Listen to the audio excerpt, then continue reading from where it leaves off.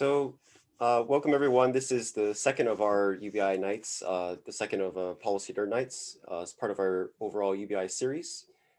Each month we try to cover a different issue as well as related policies that might help improve life for humanity. One of these policies, as many people are aware of, is UBI, Universal Basic Income. Those of you who attended our first panel might be familiar with the format of this. To recap, we have these wonderful speakers who will shortly be introduced, and one doubling as a moderator. This event we hope to teach you or pass on any wisdom from these speakers on how to actually talk about UBI to your friends, family, or maybe your dog. So I suppose without further ado, I'll introduce our moderator and speaker, host of the Trickle Up, Boyce Littlefield. Thank you so much for taking the time out of your Friday night to join us. Absolutely. I'd rather be nowhere else. Well, Boyce, if you want to take us away. Okay, well, tonight we got this little panel together. So we got Matthew Austin. He's from Indiana. He's the Indiana Yang Gang kind of guy. We got Hannah Wan over in, I think it's San Francisco, if I can remember right. Seattle. Damn, I was way off. Same coast. It's a nice try. And then Tully from the Math Movement's going to be trickling in here, hopefully. We're going to be talking about universal basic income and how to discuss it and approach it, and how it came to be with people like Scott Santos dedicating his life to it. So Matt, why don't you go ahead and introduce yourself and tell us a little about yourself. All right. My name is Matt Austin. I call myself a redneck Jew from Southern Indiana. Don't hold that against me. I have 15 years of door-to-door experience. So I've knocked on 100,000 plus doors in 20 different states. And I came along, learned about Andrew Yang on one of the presidential things. And that's where I learned about universal basic income. And so I was interested in $1,000 a month for myself, but then I realized how it doesn't matter for me. It really would make a huge difference for so many other people. And so I took the skills that I developed over 15 years and put them into action to win one caucus and have Andrew viable at 2 total caucuses in Iowa. So that's a quick summary.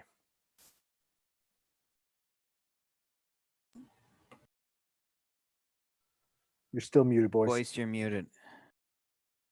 Sorry about that. I keep muting myself. So next up, Hannah, go ahead and introduce yourself. Yeah, hi.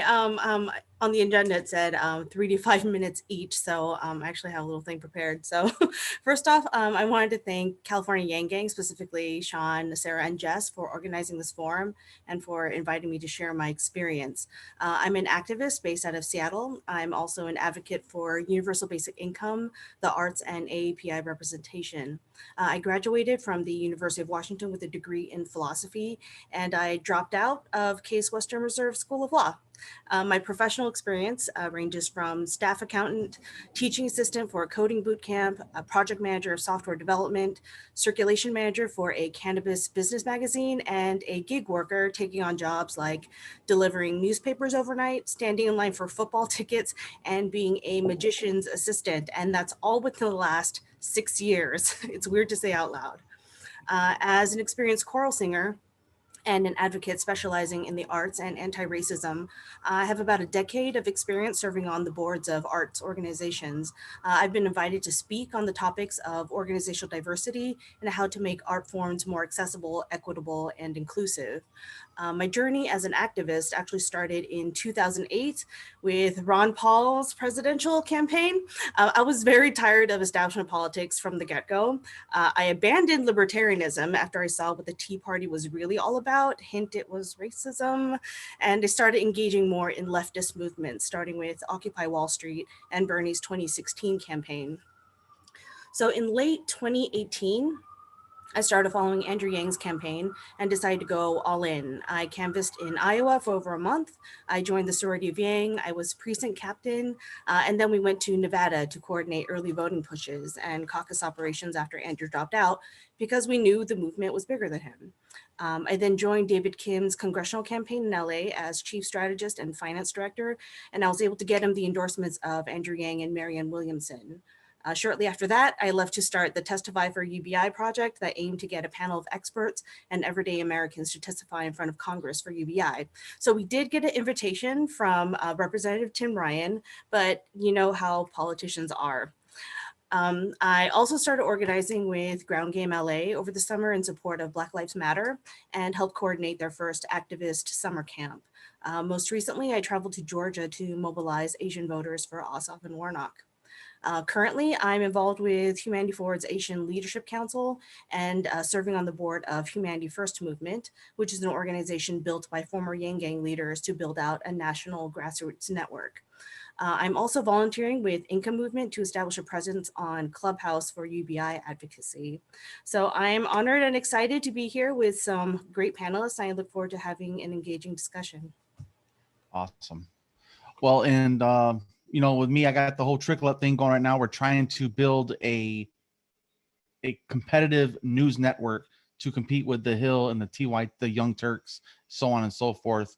And I've been doing the Yang thing for 2 years now, and I'm not gonna stop. I don't give a shit what happens. We're gonna keep on grinding this thing out, man, because we can't stop until we get human-centered capitalism that starts with the basement floor of universal basic income. We have to climb from there. So I think that it's important that everybody understands that there's a history behind this. There's people like Scott Santens and many, many before him that kind of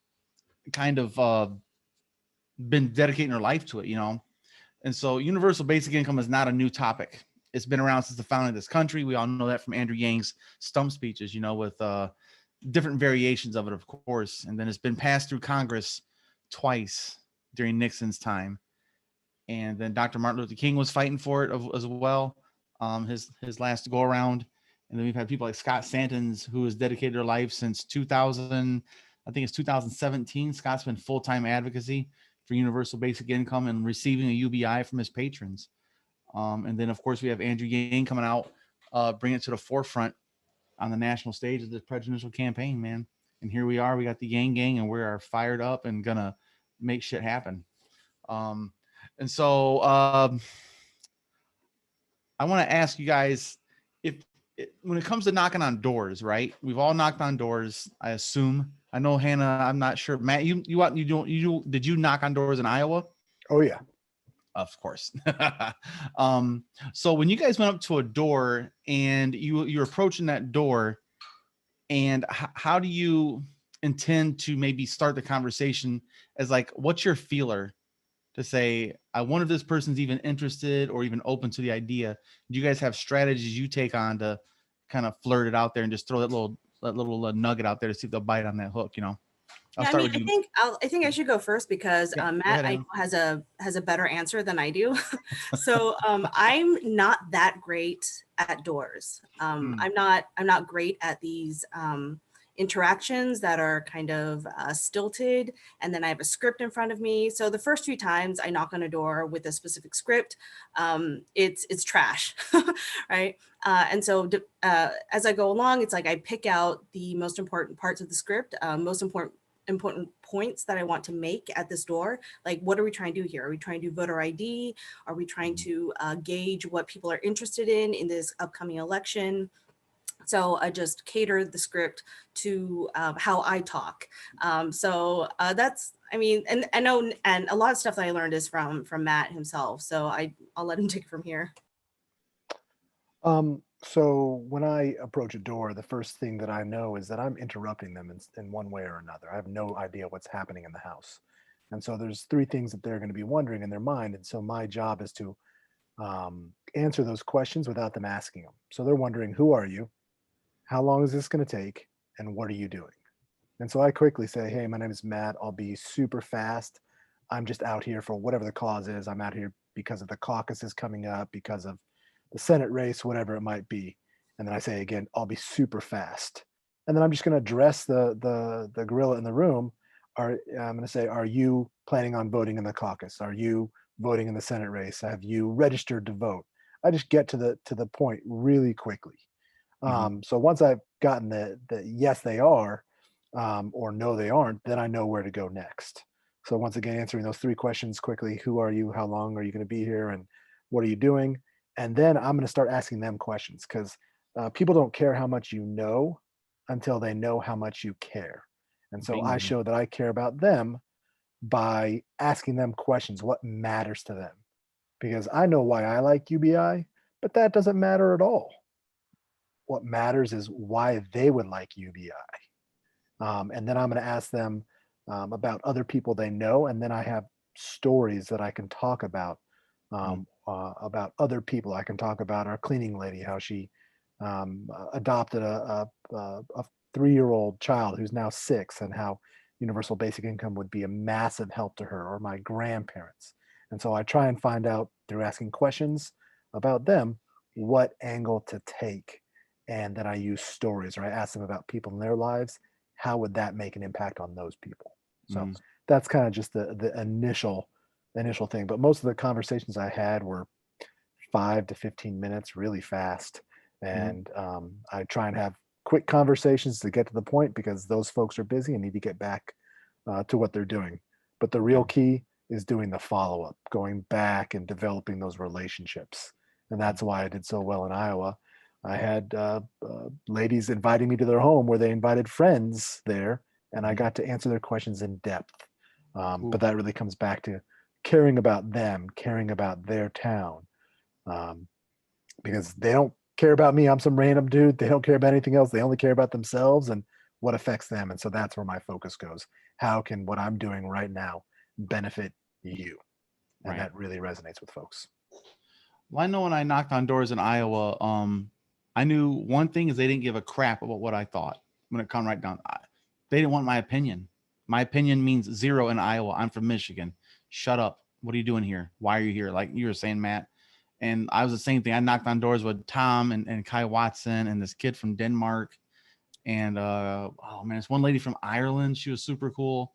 And it was just fun to get to just walk. I love walking up to strangers, first of all. That's my favorite thing to do. But when you knock on someone's door, like you said, Matt, you're interrupting whatever it is they're doing. You're interrupted. I always start out, I'm sorry to interrupt. That's like my first thing I say is, sorry to interrupt you. Do you have 5 minutes? I would just start with a question, a proposition. That's all I do is say, do you have 5 minutes? And they said no. Okay, well, I'd hand them a brochure, and I always left my phone number, because I don't care if someone calls or texts me. It doesn't bother me. So like I put my personal cell phone, my full name on there, and said, I'm Boyce Littlefield. Here's my phone number. You guys can write down if you want to text me, 269-252-3930. My lines are open, right? But like I put that out there. Like I'm a human being. I'm a real person. I want to talk to you. If you have questions later, when you have time, you want to text me and ask questions, you can. Like that was my approach, was be as vulnerable as possible and open, and say I'm here to answer your questions. And if they had time, then you go into that whole spiel like you're saying, Matt, is are you registered to vote? First of all, if not, can we help you get there? There's a deadline on Thursday or something, right? And then if they are registered, is do you have who's your I never asked who you voting for. I say, who's your top 3 right now? If you was to vote, top 3. That way we wouldn't feel pressure to say, if I don't say the right person, you're not going to like me, kind of thing, or picking a side. And then I asked them what their top 3, and that top 3 kind of told me, were they leaning centrist, moderate, or a little more to the left of that, left of center. And that kind of helped me kind of understand where they're at. And that's my biggest approach, was apologize for interrupting when you knock on a door. Your opinion doesn't matter. Ask them questions. And once you get those answers, you got to, whatever it is, the engagement, you got to make it personal. Like you were saying, personal, like ask them, how many people's in your town? How many people do you think live below poverty? And I'd actually shock them with the everysinglemonth.com thing where you could put in the zip code for where you're at, knocking on doors or something, and ask them how many people do you think percentage wise lives below poverty level in your zip code? And they would be like, oh, I don't know, a couple hundred. And it turns out it's thousands every time. It's always like 10 times what they thought it was. And you let them know how dire it is. And then you can say, okay, if a universal basic income comes to you, to your neighborhood, it's $1,000 a month per person every month. So if you have 1,000 people in your town, it's $1 million a month. That's $1 million for a small town. I live in a small town of 1,200, so it'd be like $1,000 a month for 1,000 people, because excluding kids. So once you show them hard numbers and be like, do you think that would, if they're talking about, if their number one concern is the economy, that's why I kind of pitch UBI, stuff like that. And if it's ending poverty or something like that, you kind of find whatever you cater to it. I like you, Hannah, I don't like the scripts. I read it once, then I'm like, okay, I get what they kind of want, and just I like to wing it. It's more personable anyway. But yeah, I really wish Tully was here. Tully, God dang it. I'm gonna kick your butt, dude. But yeah, so like, so when you guys got to those doors, you get to that little thing. What was your biggest pushback when you say universal basic income? What was your most common, let's say your most common pushback was what? You know, How is it paid for? yeah, okay. Was typically what I would hear, and most people didn't even know what universal basic income was. So I had to, had to give them the whole education with that. But it was really effective. The town that I was knocking in, they had just lost their grocery store 2 years. Where was that at? Wapello, Iowa. Okay. So Okay. 2,000 people, just over 2,000 people, be about $1.5 million coming into the town every month. And they lost a grocery store. Yeah, and they had food delivery, and so most people would get food delivered, but there were a lot of elderly folks who weren't tech savvy, and they'd have to drive half an hour, 45 minutes, just to go get groceries. So that was a story that I used over and over again, and people really related to it. If you have $1.5 million coming to town every day or every month, do you think a grocery store is more likely to reopen here? Do you think more businesses are more likely to reopen? And so that, because it was something that everybody knew, it really resonated with them. They also had a time where I met a lady whose one of her dogs had passed away from drinking water that they had to go on a boil order the previous summer. Gotcha. And that was a big thing that I talked about, was updating infrastructure in rural areas, and that really resonated with them. So once again, it's asking those questions to find out those things. So, but it was really with UBI was people just didn't understand it and didn't understand how it was paid for, and the misconception that they were going to have to that it was going to cost them more than what they were going to get out of it. Yeah. And so taking the time just to go through the numbers and show them that, especially using a value added tax of 10%, they would have to spend $120,000 a year in order to equal the amount they would get from universal basic income, and then asking them, how many people do you know that spend $120,000 a year? Yeah, not earn, spend. Yeah, very few. Spend. Who are those folks that spend $120,000 a year? Those are The millionaires. really, really, really rich folks. Yes. So they're the ones that are going to be paying in a lot more. Right. So it ends up being a net benefit. So just kind of sitting down and explaining that it's going to be the richest folks and the corporations that are going to be contributing the majority of the taxes to pay for this UBI. Yeah. Hannah, what you got? Yeah. Well, if they're not shutting the door in my face or trying to run me out of a neighborhood because I'm canvassing for a Democrat, I get, well, I don't want socialism. Yep. And that just, right away, it's like, okay, I kind of see like where their thought process might be going. So I just had it in my brain. But yeah, I lean more towards arguments about building up small businesses. Why would you open up a business where nobody has money to spend? Or like, you work hard, you pay taxes. What are you getting from the government? I mean, the government's like kind of doing nothing for you unless you are in a certain demographic, or you have kids, or you're getting married. It's like there's all these programs that are discrete and catered to specific populations, and it doesn't apply to you. So people aren't interested. It's like, what's the point of this bloated government if it's not going to help me directly? Well, UBI is one program that is light.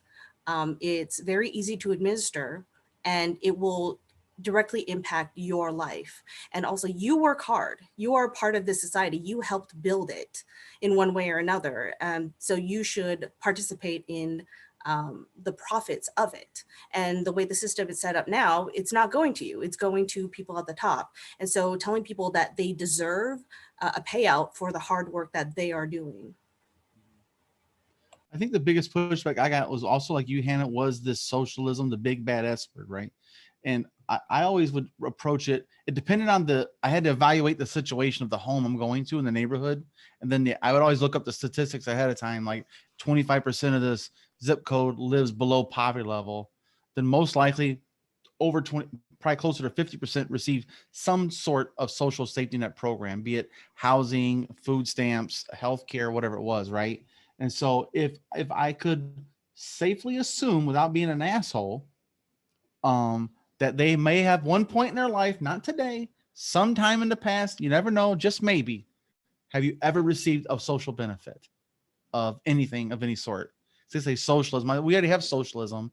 I say, have you ever received any kind of a social safety net program, any kind of help from the government as far as daycare expenses? I've done that when the kids were younger. Food stamps, healthcare, all that kind of stuff. And 50% of the time they say, yes, I have at one point in my life. Even unemployment is socialized benefits, right? So I included unemployment in that too. So pretty much 9 times out of 10, someone's gotten at least unemployment, if not one of those programs. And I ask them, what's the problem with the programs now?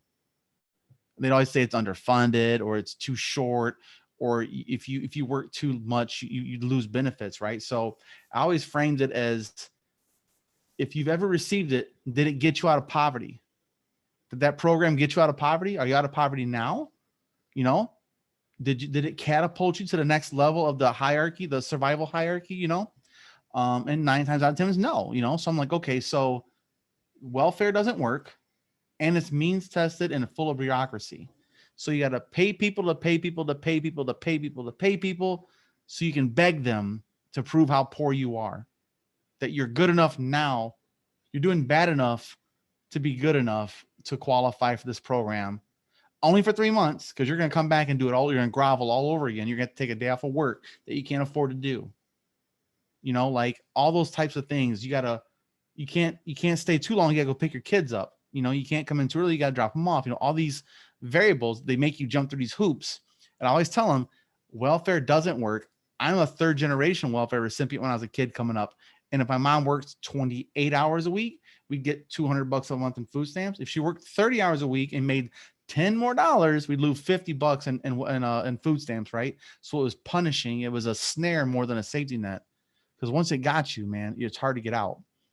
And so that's why I kind of pitched it. It's like, okay, now we're saying for every dollar I can give my mom, they gave my mom in welfare, it costs $1 to get it there. So it's you got to spend $2 to give you one. That's very inefficient. Do you think? Then I'd say, is welfare inefficient? Of course. And then you can kind of go like that. Whoops, let me kill that. But then you could say, okay, then how do we make it better? We just give the money straight to the people. Like you're saying, Hannah, it's much more efficient to just give the money to the people. And they'll say, you can't give people money to do nothing. I was like, of course not. We're already doing it though, just so you know. Now we're gonna give you money to do anything you want, include start a business. You don't have to pretend you're not married and move out of your girlfriend's back door so they watch you move and you circle that shit right back around. You know what I mean? Like, it's all these games you got to play. No more games. We trust you. You're an adult. You're a human. You're worth it. Here's $1,000 a month. Take care of yourself. Like that's how I've always pitched it, is especially when it comes to welfare, to say this is going to give people what they need to get out of welfare. The end goal is there should be no welfare. That's the end goal. There should be no welfare, no homelessness. And universal basic income is the first step to get to that goal. Welfare, it doesn't work. We have 500,000 homeless people and counting now, that with the pandemic, and we have a housing crisis coming, so that's kind of always framed things in that kind of sense as the big bag socialism, but it's inefficient socialism that's actually hurting this country's inefficiency in the bureaucracy and the red tape. That's how I've always approached it. So how do you guys, so there's people you knock on doors and sometimes they're like, you know what? I barely even vote. I only vote for the president. That's it. I don't give a shit who's in Congress. I really don't. They don't make any difference. They don't help me. Do you guys have a way of coaxing people into maybe prodding them to say, hey, if you did this, you could make a difference. Your vote actually matters. And this is how. Do you guys have a sales pitch for that type of approach? So those folks are tough. In sales, we say there's 70% of people are going to give you a no matter what. 10%, you can, as long as you don't screw it up, 10% are going to buy. And it's those other 20% that you can actually influence based on your skill level. So sometimes you just have to take the no and walk away, and that's totally fine because it's a numbers game. Yeah. But to your question, Boyce, it comes back down to finding out what matters to them. So that's where I'll ask a question. If there were a reason that would cause you to vote, what would that be? Would it be because this elected official said, I will never support another war? Is it because they would bring medical services closer to your rural area? What is it for you? And so I'll just throw out some ideas and then stop talking and see what they say. Because it'll only what matters to them is what's going to matter to me. So that's what I'm going to try and find out is if it was the end of the world, what would cause them to actually take action? And are they going to answer that every time? Heck no. Nope. But you've got to put your best foot forward to give them that chance to say that. Okay, Hannah, what you got? Yeah, so when I was in Georgia doing voter registration and door knocking, I did get some people who were just not engaged at all. It's like, I don't even care about voting. And I did have to lead with, hey, well, would $2,000, in your bank account help? Would actually receiving money help you? Like, did you receive the last stimulus check? Like, did that help you? What if you got another one? So just bring it down to basics, like something that would affect them. And from there, if they're still kind of like, I don't know about voting, then I would say, well, you know what? All you got to do is you register to vote and just vote for these people.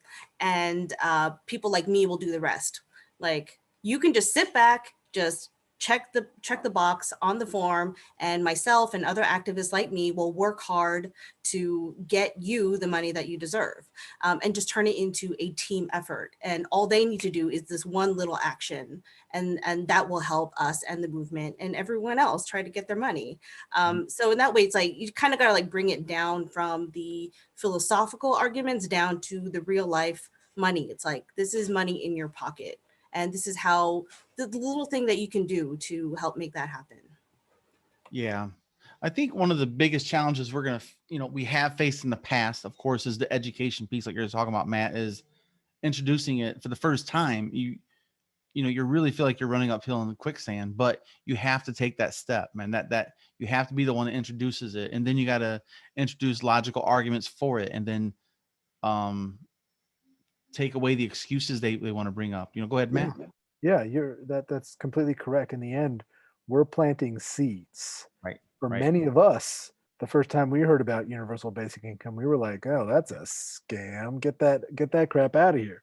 And so think about your own personal journey and what was it that caused you to latch onto that or to turn the corner. And it could have taken you 3, 6, 9 months, who knows? So in the end, it's really just about planting that seed and letting that grow and just kind of checking back in and educating more and more. It's a process. Yeah, that's for darn sure. I think we had an advantage we really didn't know that we needed to take advantage of in Iowa far enough ahead in advance. It can't be the week of, right? We really got all hell broke loose in there. But if we could have had like 2 months ahead of time, if we could have been more organized, more financially stable, which what it comes down to is donations. If we'd have got that second quarter money to match that third, if we got 10 million in the second quarter, the summer would have been gangbusters. 100%. Gangbusters. Because to me, if we could, like, another way I've approached things is, let's talk about like information. How do people get information? How do they not know about universal basic income? Why not? Who's their news sources? How they find information? And it kind of helps you also understand why they think the way they do and how they're not say biased, but they have the bias has been used against them to manipulate them to say Joe Biden's going to save us. Still didn't get a UBI, guys. We still haven't got a goddamn check. Son of a bitch. Been a month. Pisses me off still. Sorry, guys. Yeah, right there, voice. It's a good idea to work on people's sense of outrage, even when that was going on. So if they're like a Republican or a conservative, say, okay, so Silicon Valley and Wall Street deserve free money and subsidies and all this stuff, and we get zero. Like Yang said, did you vote for the '08 bailout? I don't remember voting for that. Right. They're the ones. So the people who caused the crisis and the people who gamble with our money as a nation get it all back. It's like they get a cheat and we get our homes taken away and less opportunities and stuff like that. So you got to get charisma and you got to tie it with reason. Like that's the best thing I ever heard. Well, that's something I like the saying of we privatize the gains, we socialize the debt. You know, when something goes wrong, we all gotta pay for it. But when things go right, we all don't get the benefit from it. And that's the difference of UBI. It flips it on its head. And so my big thing is, Matt, did you ever have experiences where people said, I heard on Fox, MSNBC, CNN, Young Turks, The Hill, Bo of the Fifth Column, whomever? Like, have you ever experiences where people talked about their news sources yourself, or is that something you have to kind of bring up on your own? No, I actually didn't run into that very often. I guess I was surprised at that, but that might be more the small rural town aspect of it. Yeah. But that, yeah, I think how you addressed it in our previous conversation was really was really good. Finding out what their news sources are to have an idea of what their objections are going to be, so that you can then cover their objections in advance. And that's the key. Whoever gets to it first is going to win. Doesn't mean that they're going to be convinced, but you're taking their fire away from them and addressing the question that they already have in their mind. Well, in some places they never told. It's possible they could be wrong. Yeah. Like the host, Rachel Maddow, she could be wrong. Oh, shocker. Tucker Carlson could be lying to you. Duh. You know, like they appeal to authority on some of these places. That's what they go to. CNN, MSNBC, the Main Street media. But if someone is open to the Hill or the Young Turks or Reuters or anything else, you know, all the Patriot ones or whatever, you know, that's something I also did when I did the door knocking. I had the door knockers pre-filled out. I had a stack that was podcast links.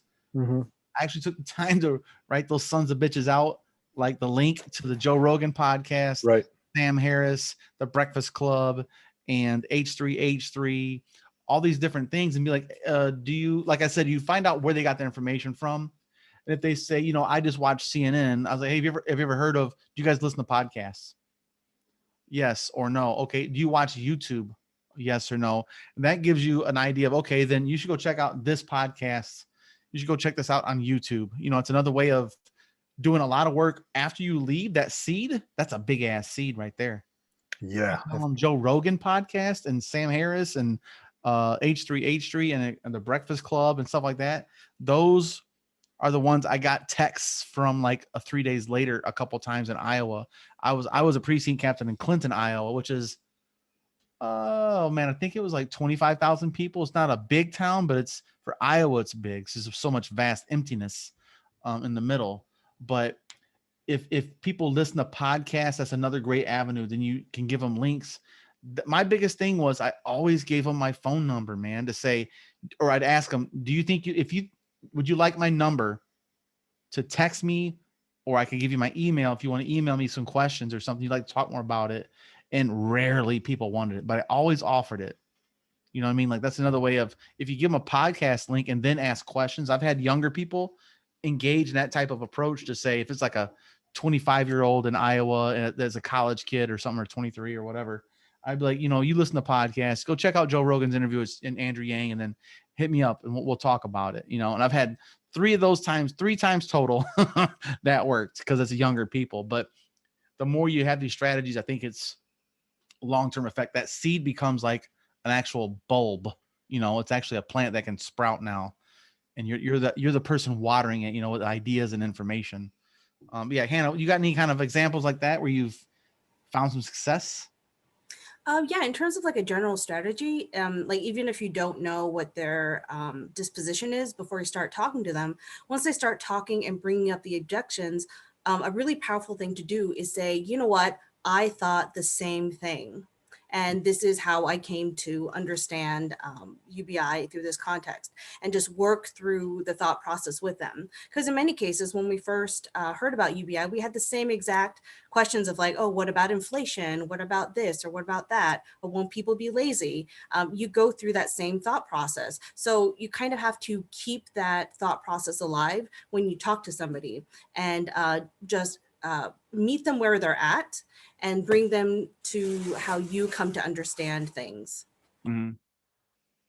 Yeah, I just like to point out that when people talk about they like CNN or Fox or MSNBC or whatever, I always tell them, have you ever noticed that it depends on who the president is how they approach it, and it goes both ways, because Obama did A, Trump did B, and guess what? Two different reactions from the same news sources when they did the exact same thing, like deportations or whatever, right? Or drone attacks or whatever it is, taxes. And that's kind of, I like to point out the hypocrisies to get them to kind of be like, yeah, that is suspicious. Maybe I should look at different sources. It's another way to poke holes in that argument of a default to authority is another approach to be like, you know what? I used to trust them too. Like you're saying, Hannah, humanize it and be like, yeah, I trusted that too until I really started paying attention, and say, okay, let's pick one thing that I know a lot about, like A, B, or C. Let's say it's healthcare. And then you go, okay, I'm going to watch the same day on Fox, then I'm going to watch it on CNN, then I'm going to watch it on MSNBC and blah, blah, blah. And then it becomes painfully obvious how biased they are and how they'll twist any narrative to fit their need, they'll twist any fact or data point to fit their narrative. And that's another way I've done it is just be like, listen, man, they're not the know all end all. They work for profitable people to make money. That's right, Matt. Rub those fingers, baby. Rub those nickels. That's another good way of just saying, listen, man, they're trying to make money off of our suffering. They're dividing us because it's a winning strategy to divide us all. So we argue and click, because the clicks get more reaction from negative feedback than positive support. That's why Trump was a gold mine on both sides of the aisle. And then even that didn't work for Fox News at the end. It blew up in their face, But so let's talk about approaching people that have different ideologies, like you were saying earlier, Matt. When you approach someone that is farther left, like the farthest of left of everything is like someone says, I'm a communist or a socialist, like a literal socialist. How do you guys approach that person? I'm going to say, great. You're going to love this. And if they're on the far right, I'm going to say, great. You're going to love this. Exactly. And then I'm going to take my typical approach. But when they bring up their objections, as Hannah was saying brilliantly, I'm just going to agree with them. And so what Hannah did was, it's a feel, felt, found. I understand how you feel. You can say, I felt the same way, or this person felt the same way. And what they found out once they did their research was this. So you're agreeing with them. You're saying somebody else has felt the same exact way that you are relating to them. And you're saying, here's what I found out. And so that works no matter which end you're on. But if we're talking far left, then I'm just going to talk about helping people. I'm going to talk about all the stories that I have of how my grandpa turned 94 yesterday, and how they're struggling with retirement. People retire and they live so much longer, and Social Security isn't taking care of business, and it's supposed to run out in the 2030s at some point in time. Or I'll talk, like I said, about my cleaning lady. I'll talk about all these people, and then I'll ask them, do you know anybody that $1,000 a month would make a difference for? And then I'll let them tell me stories on that, so that they're convincing themselves. So the lefties are pretty simple and easy to do, but you want to collect the stories and you want to repeat them and just make it simple. So when I was knocking on doors, that's what I would be doing.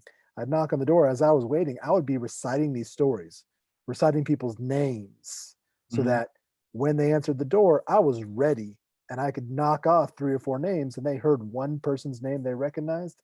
They immediately thought, oh, this guy is a part of the community. And they wanted to talk to me because I seemed so knowledgeable about their hometown.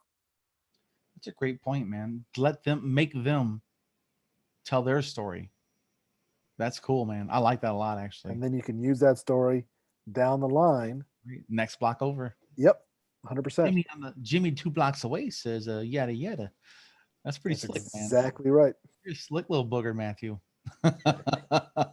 I hope so after 100,000 plus doors knocked. Otherwise, I missed out. 100,000. Wait. 100,000 Oh, yeah. over what span of time? 15 years. Okay. Damn, you've been doing it for 15. Bro, kudos to you, man. I'm new to the game. 15 years, man. I ain't done shit for 15 years of my life. It's a love-hate relationship. Love the freedom, but man, there are definitely rough days. You just got to push through them. Yeah, you get those doors slammed sometimes for a minute. You're just like, oh boy. Not that often. You'd be surprised that you don't get doors when you have a good attitude and you're treating people well. You don't get doors slammed on you very often, and when you do, you just laugh and skip to the next door. Yeah. Yep. Don't matter. So what about you, Hannah? When you quote someone that says I'm pro-communism or communism hasn't been done right yet, like we should do it here better than Russia. We're better than Russia. We should be the best communists this world's ever seen, and stuff like that. How do you approach that? Oh man, that is my wheelhouse. But I just wanted to go back to what Matt was saying about different approaches based on what somebody says, if they're like far lefty or far right. I just posted something in the chat. It's a document that I got from a session that I attended, an anti-poverty conference. And this person was presenting, I think, the moral foundations theory on how people, I guess, build their worldview based on, conservative or progressive and libertarian. So like for conservatives, it's more effective to appeal to hierarchies of fairness and maybe personal freedom. And with progressives appeal more to care and egalitarianism. So I think that's an interesting document to look at. So like how to do different approaches and what is more convincing to somebody based on their worldview. So going back to socialists, when I was in LA, I actually started organizing with Ground Game LA, which is a very lefty space. I did the whole so we didn't really talk about like how to talk to like friends and people, but I did my tactic of just do the whole slow burn thing where I started attending meetings, mentioned that I supported UBI, but not in like a pushy way, and started forming friendships and just generally become regarded as a respected peer. So when UBI would eventually come up in conversation, they would point to me, or if we're having like a social watch party, a Fiddler on the Roof, they would joke around and say stuff like, hey, Teve could have totally used some UBI. So when I made this pitch to this group about UBI specifically, I started out by talking about our shared values of wanting to help people in a community who needed help the most. So by now, they should know that I care and our values are aligned. And so from there, I kind of try to out lefty them. So when they talk about, oh, we're going to go do away with the social safety net, I say, well, the safety net is trash. I mean, it's based on means testing, which is dehumanizing. It doesn't help the people who need it the most, and it's not there for people when they really need it. So essentially, in order to be caught by the safety net, you have to fill out forms and jump through hoops while you're falling. And it's not a great situation to be in. So number one, pointing out the failures of the social safety net and the benefits of how UBI is way more equitable, way more humanizing, just giving people choice to do what they want with and telling them that, hey, you have the power to take care of yourself. Here's the money that you need, and we're going to stay out of it. We're not going to say you need to come in this many times. You can only buy this type of milk, this type of cheese, and and just like kind of be an overlord of their lives in that way. I also called out the recent trend of activists only advocating for workers who create capital for someone else and yet still call themselves socialists. Yeah. I said that they're not recognizing the work being done by stay-at-home parents, caretakers, volunteers, artists, and activists. And I agree that anyone who works full-time should not live in poverty, but I want to take it further and say that no one should live in poverty in this society. Yeah. And so that seemed to like intrigue some people. And also, and I just try to use the language that they use, like the cultural language and some of the memes that are in that community. And I just kind of capped it off by saying, if we're not in a place to seize the means of production, then seize the means of profit. And then I ended my pitch by saying that UBI is not a libertarian Trojan horse, but a gateway drug to socialism. And in that way, it is kind of true. I mean, it's not going to completely dismantle capitalism, which is what they feel is a fundamental flaw of our society and a cause of many of the ills of society right now. But at the very least, UBI will mitigate it. And so I tried to address some of the concerns that they have on like a philosophical level, and also with real life examples. Yeah. I think the biggest success I've had when talking to someone that literally says communism has been done right. So it's a rough place to start, but I can work with that, right? So to me, I say what typically they say is capitalism is the enemy of the people. You end poverty by ending capitalism, which is kind of silly. But I don't say that out loud. But to me, typically I've kind of come to people and say, okay, what's the goal of communism? And typically is to make sure everyone has equal footing and equal representation, or not representation, but no one gets left behind. Everyone lives at the same space, right? I was like, okay, so then who decides that? Who draws that line?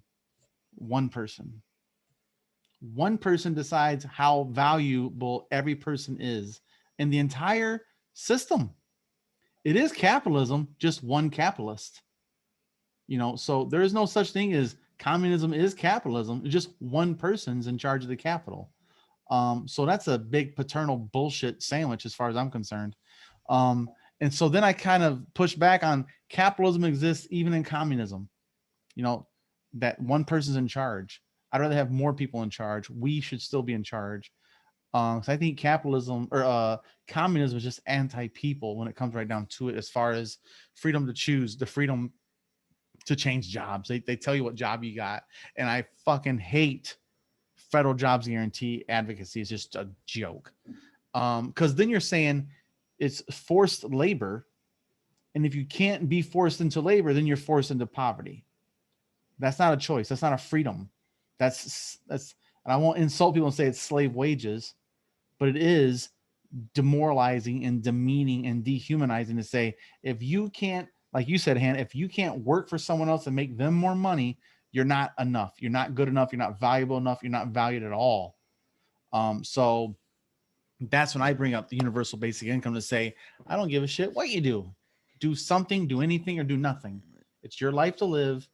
Here's a basic income, and you can make as much more as you want. You can leverage it. You can invest it, or you can pay for your kids' college, whatever. That's kind of always approached the farther left people is like, rein it in a little bit. Like, come on now, you can't say communism has been done right, because the premise of communism is a failed experiment, because one capitalist decides what the rest of us pawns on their chessboard, like what square you get to go to next, and they decide who the pawns are. They decide who the rooks and the knights are on their chessboard. And so it's just an easy point for me personally. So what is the so when you approach someone that's more centrist, let's just all get along, let's debate, let's conservatives have good points and liberals have good points, or whatever. Like, how do you guys get the people that just want to keep things the same, the moderates? Like, how do you get a moderate to be okay with progressive policies like that? Matt, we'll go with you. That's where I start talking about how things currently aren't working. You can always use the Einstein quote.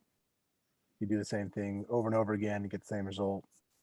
Yep. And I talk about, what has worked in the 20th century. Okay, well, is that going to continue to work in the 21st century? Probably not. We're seeing the ills. And so I try and just make a stark comparison between where we were and where we are. Um, and and that usually helps them understand. It doesn't flip them by any means, but it starts them on the path to thinking in a different manner, because you've got to kind of shake the tree and see what falls out to see where you can move Yeah. forward in that. So I just try. It doesn't work as often as I would like, but it's really just the comparison that I try and get them to see that their ideas might be outdated and that there's new ways to think about moving forward with society. Yeah. Well, just so you guys know, that dinging was Tully. He just wanted me to let you guys know he passed on his apologies. He had a medical emergency with his dog. His dog got bit by another. And so he's at a vet clinic and his dog taken care of, stitched up and stuff. So Tully, I apologize for being a shithead for a second there. Still love you, kid. Yeah, Hannah, how do you approach that moderate point of view? Right. So for me, a centrist doesn't exist. There's no such thing as a centrist position. It's just a point relative to two extremes. So when somebody says they're a centrist or a moderate, I just treat them like a conservative. Because if you look at surveys, Medicare for All is popular. UBI is actually popular now. So if they're saying no, I'm not into that, well, you're in one extreme and you don't know it yet. So I just pop out like my suite of arguments on the conservative side. And actually, I have a document that my co-founder of Testify for UBI drew up. And it's just like conservative arguments for UBI, and it's been reviewed by people who are conservative and aren't necessarily within the UBI movement. So yeah, it's just basically taking issues that are valuable to conservatives and giving it real credence and treating it seriously and seeing how UBI could help in those situations. So in terms of moderates and centrists, it doesn't exist. It's all conservative. Well, I guess that moves on to the next point of how you approach a conservative. Like for me with the conservatives, I try to break down what does conservative mean to you, because conservative means it's a pretty wide swath, right? So if someone says I like to deregulation of blah blah blah, okay, I like the tax system the way it is because it creates jobs, or they're better at managing money than most people. They'll know what to do with it to create more jobs and blah blah blah. So it kind of gives you an idea of what type of conservative, or sometimes they're socially conservative. The militant theists and whatnot. And so it kind of gives you an idea of what type of conservative this person is, and especially when it comes to abortion. That's those conservative single issue voters, like abortion, guns, all that kind of shit, right? Freedom of religion, freedom of speech, blah blah blah. Like you say, Matt. Well, I got good news for you. There's a thing called UBI, and wouldn't you want to buy more guns? Or whatever, or and if it's vice, or if it's something else, like they say it's about freedom of religion, or abortion's the big one, guys. That's the biggest pushback I got back. Oh, those are all great ideas. Is he a Democrat? I always say he's running under the Democratic ticket. Because I don't think he's a Democrat. He's actually a progressive. He's way more valued to me. But so I always tell people, what's the number one reason for abortion is lack of resources. I think it's 70%. Correct me if I'm wrong, guys, in the comments or whatever. But it's somewhere around that range. Yeah, it's like 70-ish% of all abortions because of fear of lack of resources now or in the future, or for the rest of their life if they have a kid, right? So that's another good, like you said, Matt, I got good news for you. You want less abortions? UBI. I feel like it's a, but if you're there to successfully push the idea of universal, that's the whole point of this conversation. How do you get universal basic income to benefit people? So, that's my success with conservatives too, is I attack the news sources. I agree with you, like you're saying, Matt. Oh yeah, CNN's biased, MSNBC's biased. I say just as much as Fox is. They're like, well, I don't know about Fox. Well, Fox has their biases. Well, yeah, they do. Then you get them to let down their guard. You admit there's a fault over here. Then they can admit to the fault on their side of the aisle a little bit. Let them not want to stand so firmly in their stance. Be like, well, they all got some bullshit there. A lot of opinion shows that are just, they're not factual. And that's where I found the most success is kind of chip away at the foundation of default to authority and those single issue voters, Second Amendment, the 2A people, the 1A people, and the abortions or whatever it is. Those are the big three: guns, religion, and killing babies, as they call it. And I don't dare argue about that shit because I mean that'll take me 2 hours to break that shit down. But Matt, how do you approach like the hard right conservative? It's either politically right for economic reasons, tax purposes, entrepreneurship, or cultural conservatism. How do you approach those different types of conservatives? So there's numerous different ways. We're going to find conservatives all over the country. However, we're also going to find more rural areas. So I focus on the decline of those rural areas, how a lot of the younger people are moving out of those rural areas. I talk about how um, addressing directly how many people are in your town. This is how much money is going to be coming into town. Would that make a difference? Yes. Personally, for me, if we got UBI, I think we would see a massive explosion of arts and music. yeah. I believe people would be moving out to rural areas because it's so much less expensive to live there. I think we would see home ownership increase.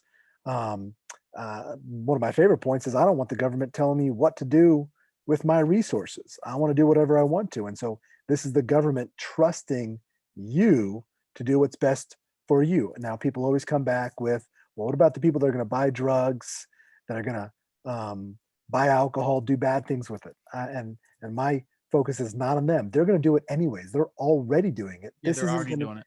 This isn't going to change that. What this is going to do is this is going to take the single mom, Jamie, who's got 2 kids because her husband passed away. This is going to make her life much easier. I'm focusing on the 2 income family who are still living at a level of poverty while working, 2 adults working 40 hours a week. So I'm focusing on all the positives that this is going to happen instead of all the negatives that's going to happen. So that's where my focus goes, is the resurgence of rural America. We need to make rural America stand on its own 2 feet again. We need to make sure that we have the power to do with our resources what we want to. And this is the government trusting you. This is giving the power back to workers to strike against corporations and have the resources to strike long term to get what's in their best interest. I'll talk about women in battered situations, why they can't leave, which is common and it doesn't matter, rural, city, whatever. And so I'll just keep bringing these things up and then try and find stories. Do you know anybody that's dealt with going on strike, that's been in a battered or has been in a bad relationship, et cetera, to once again bring these ideas back around to reality, to their personal reality. Because when they can see it benefiting themselves or somebody else, it becomes that much more real. Yeah, they're So that's where my focus. That's exactly where my focus goes. Yeah, man, that's a great point, man. You got anything else you want to throw in there, Hannah, about the whole conservative approach? Right. Yeah. Overall, Matt's tactic of making it very personal and real is, in general, a great way to go about it and make personal connections. If you're dealing with somebody who just wants to argue at kind of like an ideological level, I mean, you could bring out some dirty tricks like pitting cities against farms. It's like these cities, they think they're so hot, making all that revenue, and people like in middle America don't get a lick of it.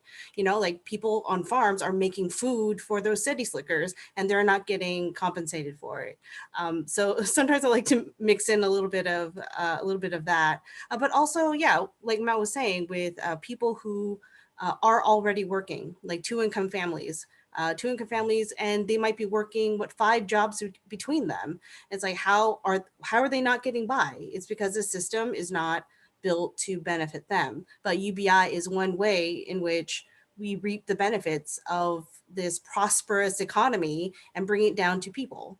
So people just like you is what I like to say. So so absolutely make it human. But if they're a little bit closed off, sure, do some culture war stuff. We have arguments on all sides for it. That's something I've actually doubled down on sometimes is what's the problem with LA and San Francisco? Too many damn people. Why are they there? That's where all the jobs are. Why are the jobs there? Because it's where the people are. And it's this huge cycle. Well, you can't leave LA if there's a million people fighting for the same jobs in a 4-block radius.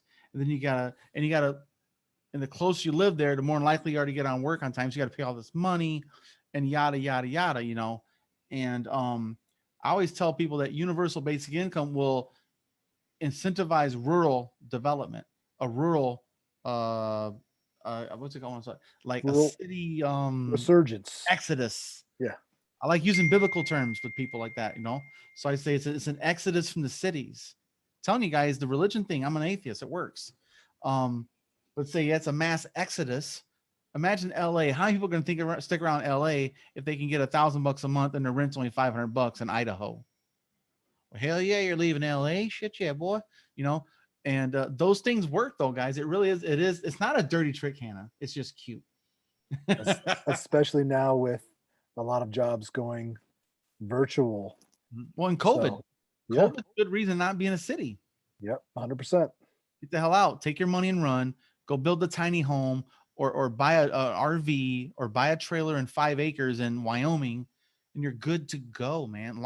Once they get rural internet, but that's another discussion, right? Oh man. But I guess so I guess our last question is going to be, if you have someone that you think would be a good advocate, but just wants to make 1,000 excuses, or you know what I mean, like, well, I'd like to get involved, but this, but that, maybe a but sandwich, right? Do you guys have any tricks of the trade where you guys have had success saying, hey, just can you do this? Is this, I have a couple ways I've done it personally. I just want to hear what you guys say about how do you inspire people to get activated, to become a participant in progress. Go ahead, Hannah. Well, I mean, I have like a general strategy that I use for people within my social circle, and it starts from like getting them introduced to UBI in a certain way, and then hopefully get them activated. So, some general this general strategy that I have is that so I'm a bit of an extreme case in that I've traveled all over the country in the past year for UBI. So when I have conversations like with my friends, like my choir buddies, the topic of what I'm doing naturally, what I've been doing just kind of naturally goes towards UBI. And so the easiest way to start advocating for UBI in your social circles is by being consistently vocal about your support on social media, share articles and studies, reflect on how UBI would have helped during a recent crisis, be visible about the actions you're taking part of, like phone banking, letter writing, protesting, events, and generally become known as somebody who strongly supports UBI. But it doesn't mean that you need to be an expert on the topic in order to talk about it convincingly.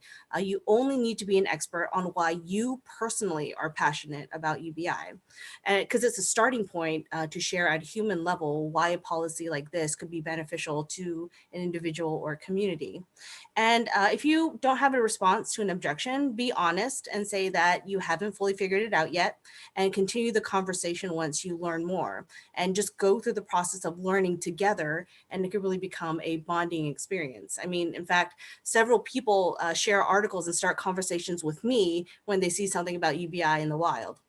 So overall, it's a long game about nurturing the relationship. So UBI is a subject that's becoming more and more ubiquitous. And the part that you play is to make that conversation personal and relevant to the person you're talking with. So it's going to take more than one conversation. So don't put pressure on yourself to close the deal the first time. And you're also not alone.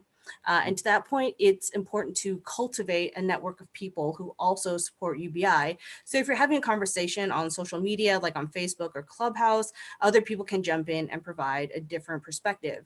And since people generally listen to people who are similar to themselves, if you get into conversation with, let's say, a conservative farmer from a red state, you might know somebody, you might know some UBI supporters in your circle who can speak to that experience, or you may be in a position to share their perspective based on the conversations you've had with them. So as a final thought, with a subject like UBI, it's really easy to get into a hypothetical, detached, cerebral analysis that turns into a bunch of what ifs and gotcha questions to try and win the argument. I'm sure we've all had that moment of clarity while going down a rabbit hole and wondered, how did we get here? So remember that no one is proposing that UBI will magically solve all the issues of like student debt, housing prices, healthcare, job loss, etc. So ultimately, it's useful to keep bringing the conversation back to real life experiences, real people, and the real problems that we're all facing, and why you believe that UBI is a practical, feasible way to start addressing those problems. And hopefully when people see the work that you're doing, they'll want to reach out and say, hey, how can I help? And yeah, there are lots of things happening right now with like income movement. Just keep your ear out for things that are happening and just keep sharing events that are happening. And hopefully somebody will get on board and start doing it too. Yep. What you got, Matt? Great points, Hannah. What I know is that people appreciate the depth of your honesty more than the depth of your knowledge. So if you don't know something, just admit it. Tell them that you will find out the answer and get back to them. My experience is that when I'm dealing with a new product or a new idea, I don't have all the answers. And so when somebody asks me a question that I don't know or gives me an objection, that gives me the opportunity to figure out how to answer that for next time. So it really comes down to repetition, getting it over and over again until you get so frustrated that you say, I'm not going to miss that question or miss that objection again. I'm going to be able to cover it next time. Yeah. And so that frustration for me is what finally gets me to get over that hump. So in the end, it's repetition. As Hannah said, it's a continuing conversation that evolves over time. It's planting the first seed and then continuing to water that so that you get a really strong root growth. And because you get that really strong root growth, you get a really, really strong plant above the ground that produces well. Yes. You water the roots, not the fruits, man. You don't water an apple on the vine, man. You water it at the root. People power, you know. So we got about 15 minutes left here, guys. So we're gonna open it up for Q&A. So I think that one of the other people are gonna jump in with the Q&A section. I don't know, because we have a lot of stuff in here we haven't been able to address. There's a ton. So I don't know if you guys have populated some, Sean. If you want to jump in Yeah, here. if you want to, there's some of them you can grab. I think they're on that. I'll start out. Somebody was asking about VAT and how to address that. The VAT? The VAT. And so the way that I address that is talking about listing a few different companies like Starbucks, Walmart, and other companies that pay next to nothing in taxes. You know, you can always reference Trump as well. And so that's the first thing is, you know, who pays the majority of the taxes in the country? The people do, the corporations don't. So we need to start taxing them. And then you can talk about, did you know that advertisements on Facebook aren't being taxed? Business to business transactions, all these things. So what we want to do is we want to get our fair share of every single transaction that's happening in the entire country, if not the entire world. And that's how we're going to finance it. Then people always say, well, are you going to get our price is going to increase because of that? And I say, well, if they don't, that's great. If they do, that's fine too. If they increase 10%, now instead of paying $3 for a gallon of milk, you're paying $3.30. And then once again, it's very easy to cover that because a VAT can be tailored so that those basic amenities are not taxed. That's the thing. It's going to be the expensive things that we're taxing on for the rich folks, boats, Mhm. all those amenities, plus all of the transactions that currently aren't taxed that need to be Yeah, taxed. business to business, B2B. Yep. But in the end, I always just love going back to, let's say everything does, even basic needs increase 10%. You're still going to get $12,000 a year, and you would have to spend $120,000 a year to erase that 10%, that $12,000. $120,000 times 10% is $12,000. How many people do you know that spend $120,000 a year on everything, much less Mhm. just amenities above and beyond?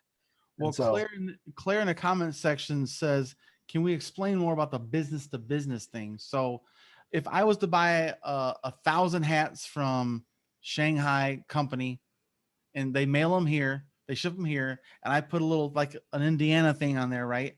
That adds value. Then I sell it. I upcharge it, right? So the business would pay a tax between the hat company and the seller. Like that business would pay the other that transaction. You pay a tax on that. for embroidering Yeah, so that's embroidering adding the this. value. So when they charge me $2 a hat to embroider the hat, now it's $2.20, right? So I have to, as a business owner that's profiting, whatever that number is, I'm paying 10% of the value added on that. So instead of $2, it's $2.20 a hat, right? It and some of that can be passed on, but here's the thing, guys, it's an open market. Not everyone's not going to charge an extra 20 cents. They want to win. They'll charge 10 cents or 5 cents, or they're always going to have deals. That's the whole point. Like that's the open market. That's capitalism.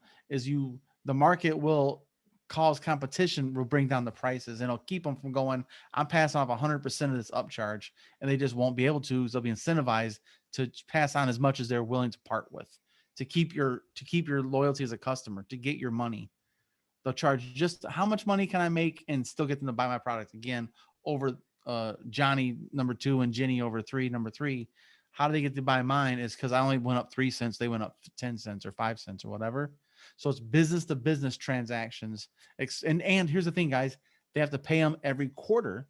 They can't hide it at the end of the year and say, okay, we're going to invest in a new infrastructure in Ireland. Hey, guess what? That's a tax haven. Beautiful. How ironic. Like there's no tax haven dodgeball here. They can't escape it. It's at the moment of purchase, and then they have to pay that tax per quarter, which is business taxes. So That's how I would explain it. we're continuously collecting it, and you take steel and you make a widget out of that steel, and you need 15 other pieces to make that widget. Every single one of those pieces is being taxed. So Yeah, a it's being fraction. taxed on every single transaction, and we're collecting it continually so that they can't run away and not pay that tax. Yeah, get rid of all these loopholes, man. Just do a VAT. Voila. Hannah, you got anything to put on that? Because I know you've got some corporate experience. Oh, do I?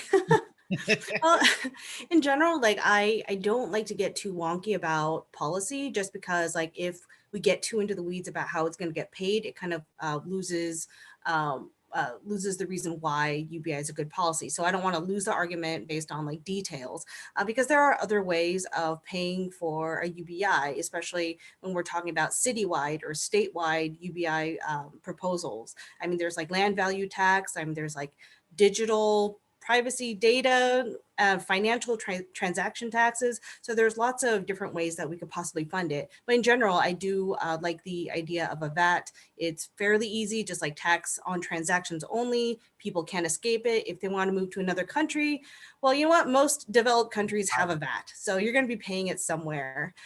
So yeah, in general, yeah, all the things that Matt and Boyce have said about VAT apply to me as well.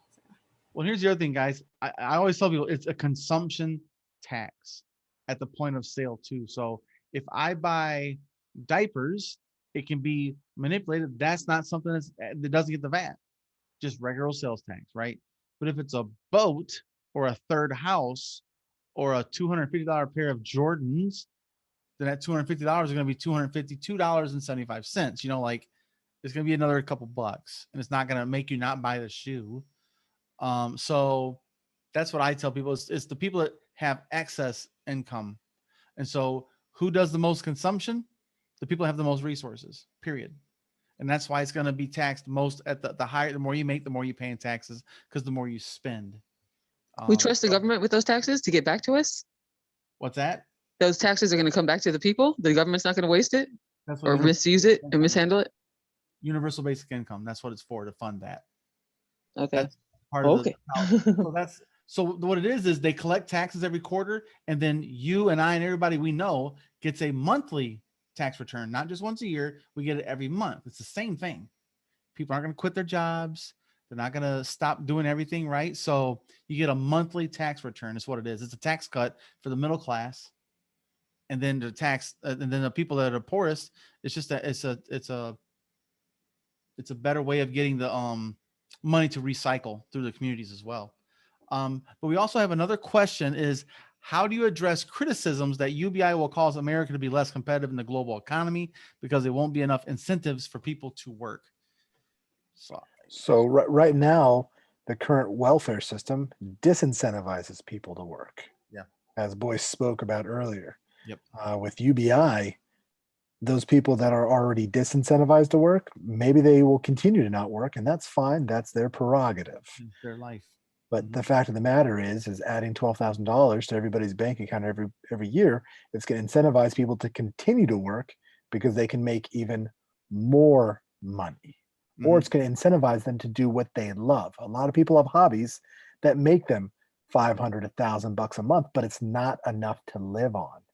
Having your basic needs covered will allow more people to do what they want to instead of what they have to, and turn their hobbies into an actual business from which they can live off of. So it provides that opportunity. It'll explode the arts, period. We need that because art is a reflection of society. So if you have no art, you are in bad shape. Everyone's depressed. Nobody's in the mood to even paint, to write a lyric, to make music, any of that stuff. So art is like, I just think it's a barometer. Music and art are the soul of society. Yeah. It's a mirror, and right now we have lean rapping, mumble rappers. It's all about drugs. I wonder why, because it's a drug epidemic, duh. So art imitates life and life imitates art. So we just gotta be a little more positive too. But yeah, I think that when it comes to saying that a VAT would make the United States less competitive is silly, because they don't, like Hannah was saying, an average VAT in Europe is 20%. That's the average VAT. It's about what it is. There's some countries that are 10 to 15, but it's usually around 20 to 22. I think England is 20 according. Yeah. Last I checked, England was like 20 or 22%. And some countries do it like the more expensive the thing is, or more luxurious, the luxury that it is, they can increase it. They have like tier systems in some places too. It can all be manipulated by the people to say, this is going to be higher tax because that's where we can capture the most income. Let's be real. It's all about collecting taxes and paying your bills, which we suck at currently. But yeah, I don't, let me look here back in the comments, guys. Yeah, depression. That's I want to address one more thing because I know we got about 7 more minutes here. Mental health.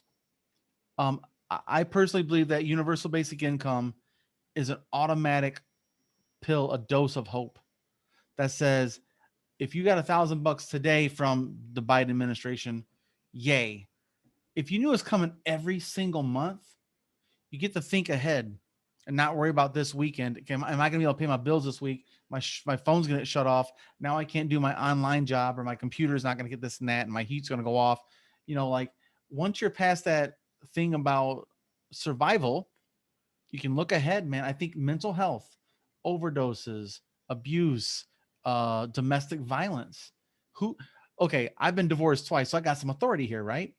Number 2 reasons, top 3 reasons for divorce: money, kids, infidelity, right? Money is the number one. It is the number one reason people argue over money, where it should go. We don't have enough, da da da da da. And then of course it's kids and upbringing, then it's infidelity. But also depression. Think about if you're depressed and if both people in a relationship are depressed, it's not a good relationship eventually. And it's gonna, I would think it would decrease divorces and hopefully increase people getting married, which is good for society. That's very correct. There's so many people that aren't getting married because they're not financially stable enough, or they're not buying homes because they're not financially stable enough. Mhm. And there are many countries where the birth rate has dramatically decreased Yeah.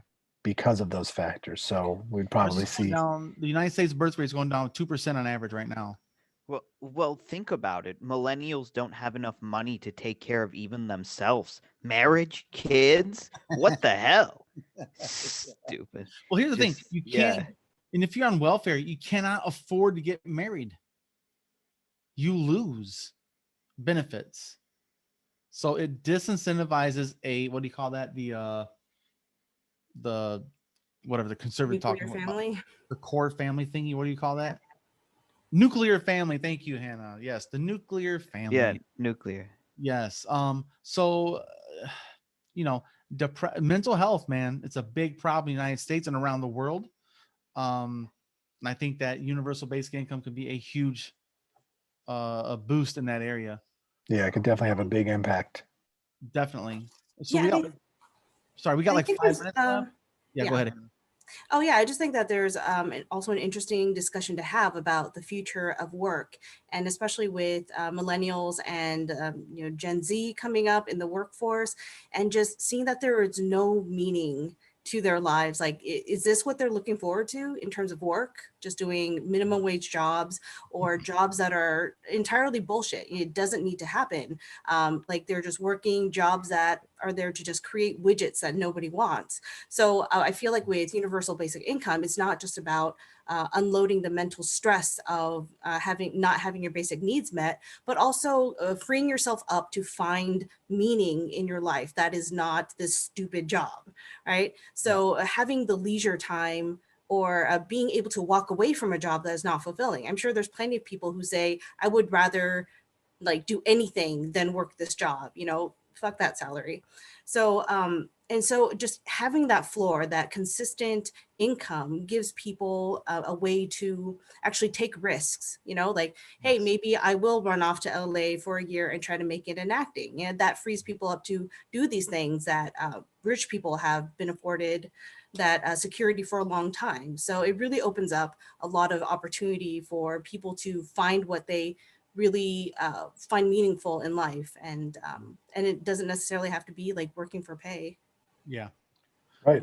It would allow so many more people who want to be teachers or who want to do a meaningful job, but realize that that's not going to, the financial hardships that come with because it doesn't pay enough would allow them to actually do that meaningful job. I mean, we have, the U.S. is so low on teachers.